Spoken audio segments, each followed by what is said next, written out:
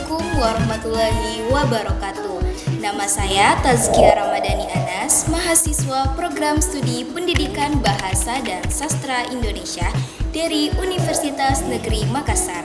Nah, di video ini saya akan membagikan perjalanan perkembangan dari saya TK yang senang mewarnai hingga menjadi mahasiswa calon pendidik yang ingin memberikan dampak yang nyata bagi orang lain.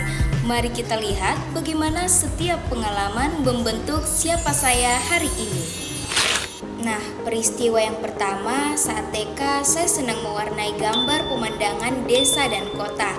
Dari kegiatan itu saya belajar memadukan warna dan mengekspresikan kreativitas. Peristiwa ini mencerminkan tahap pra-operasional menurut teori Piaget, di mana saya mulai mengembangkan kemampuan berpikir simbolis melalui aktivitas mewarnai dan belajar memadukan warna sesuai objek nyata. Nah, peristiwa yang kedua, saat kelas 4 SD, saya belajar mengaji dan menghafal surah pendek di Taman Pendidikan Al-Quran. Berkat latihan yang rutin, saya terpilih sebagai wisudawati terbaik pertama. Pengalaman ini mengajarkan saya pentingnya ketekunan dan usaha.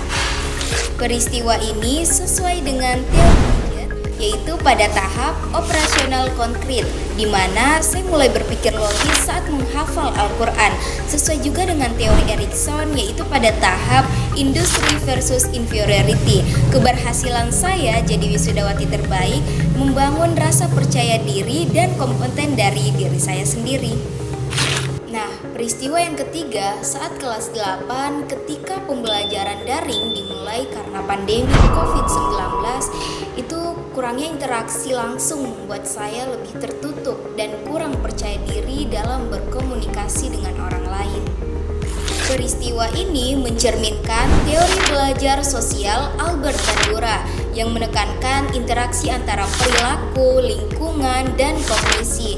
Lingkungan sosial yang terbatas selama pandemi mengubah pola perilaku saya menjadi lebih tertutup dengan orang lain. Peristiwa yang keempat, saat kelas 11 saya terpilih menjadi anggota OSIS. Pengalaman ini mendorong saya keluar dari zona nyaman yang mengajarkan kepercayaan diri, tanggung jawab, mengambil keputusan, dan kerjasama tim meski harus menghadapi tantangan dan tekanan. Pengalaman di OSIS mencerminkan teori Erikson, yaitu pada tahap identity versus identity confusion tentang pencarian identitas remaja. Saya belajar dan menemukan siapa saya melalui berbagai peran dan tanggung jawab. Nah, peristiwa yang kelima, setelah lulus SMA, saya memilih program studi pendidikan bahasa dan sastra Indonesia. Meskipun ada tekanan memilih jurusan lebih bergengsi, namun saya yakin bahwa pendidikan adalah jalan yang terbaik untuk memberikan dampak yang nyata bagi orang lain.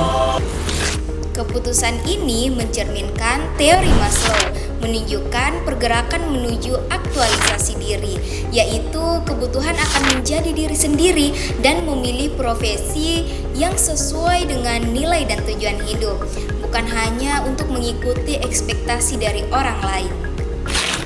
Nah, itulah cerita dari pengalaman saya mulai dari TK hingga menjadi mahasiswa. Perjalanan hidup saya mengajarkan bahwa setiap peserta didik unik dengan perkembangan kognitif, sosial, emosional, dan spiritual yang berbeda.